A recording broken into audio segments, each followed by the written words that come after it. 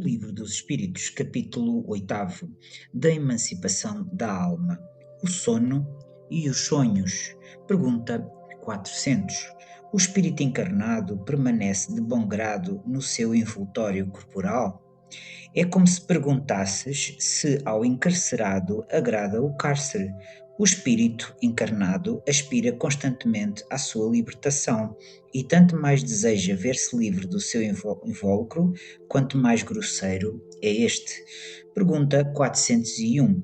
Durante o sono, a alma repousa como o corpo? Não, o espírito jamais está inativo. Durante o sono, afrouxam-se os laços que o prendem ao corpo, e não precisando este então da sua presença, ele se lança pelo espaço e entra em relação mais direta com outros espíritos. Pergunta 402. Como podemos julgar da liberdade do espírito durante o sono? Pelos sonhos. Quando o corpo repousa, acredita-o, tem o espírito mais faculdades do que no estado de vigília. Lembra-se do passado e algumas vezes prevê o futuro. Adquire maior potencialidade e pode pôr-se em comunicação com os demais espíritos, quer deste mundo, quer do outro. Dizes frequentemente: tive um sonho extravagante, um sonho horrível, mas absolutamente inverossímil. Enganas-te. É a miúde uma recordação dos lugares e das coisas que viste, ou que verás em outra existência ou em outra ocasião. Estando entorpecido o corpo, o espírito trata de quebrar seus grilhões e de investigar no passado ou no futuro. Pobres homens que mal conheceis os mais vulgares fenómenos da vida. Julgai-vos muito sábios, e as coisas mais comezinhas vos confundem. Nada sabeis responder a estas perguntas que todas as crianças formulam. Que fazemos quando dormimos? Que são os sonhos? O sono liberta a alma parcialmente do corpo. Quando dorme, o homem se acha por algum tempo no estado em que fica permanentemente depois que morre. Tiveram sonhos inteligentes, os espíritos que, desencarnando, logo se desligam da matéria. Esses espíritos, quando dormem, vão para junto dos seres que lhes são superiores. Com estes viajam, conversam e se instruem. Trabalham mesmo em obras que se lhes deparam concluídas quando volvem, morrendo na terra, ao mundo espiritual. Ainda, esta circunstância é de molde a vos ensinar que não deveis temer a morte, pois que todos os dias morreis, como diz um santo. Isto pelo que concerne aos espíritos elevados.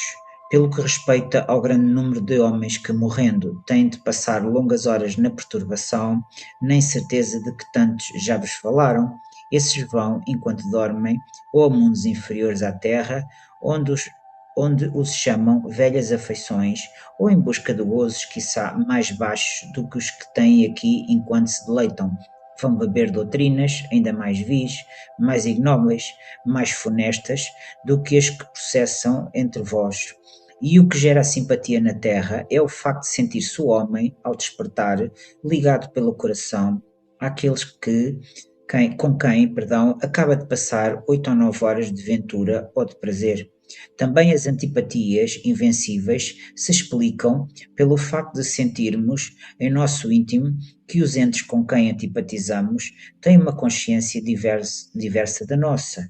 Conhecemos-los sem nunca os termos visto com os olhos.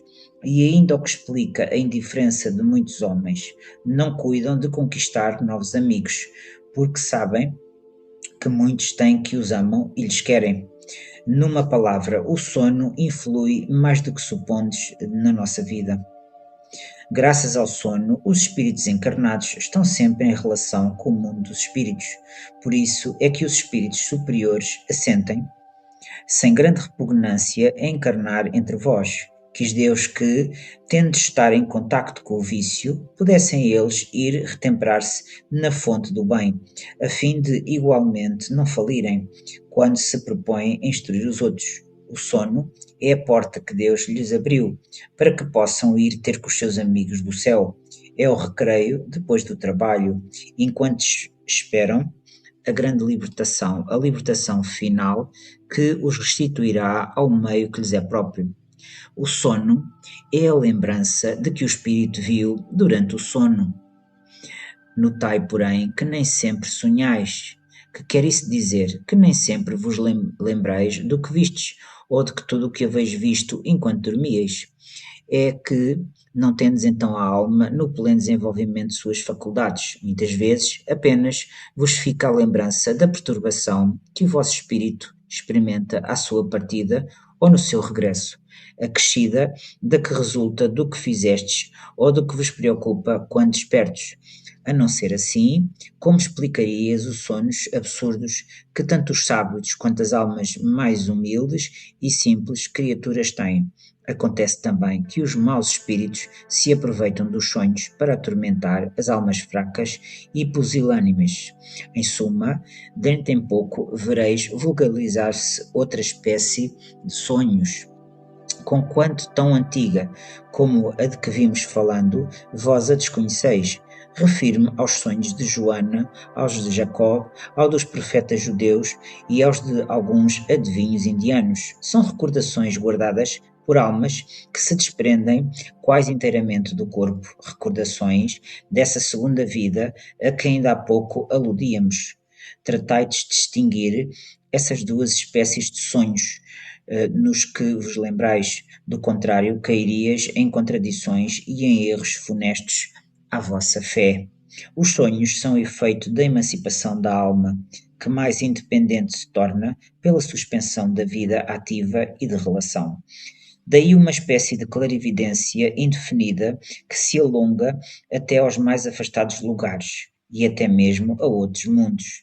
Daí também a lembrança que traz à memória acontecimentos da precedente existência ou das existências anteriores, as singulares imagens do que se passa ou se passou em mundos desconhecidos, entre meados de coisas do mundo atual, é que formam esses conjuntos estranhos e confusos, que nenhum sentido ou ligação parecem ter.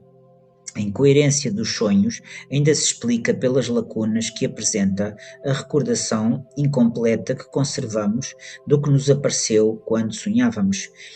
É se uma narração se truncasse em frases ou trechos ao acaso. Reunisse depois os fragmentos restantes, nenhuma significação racional teriam.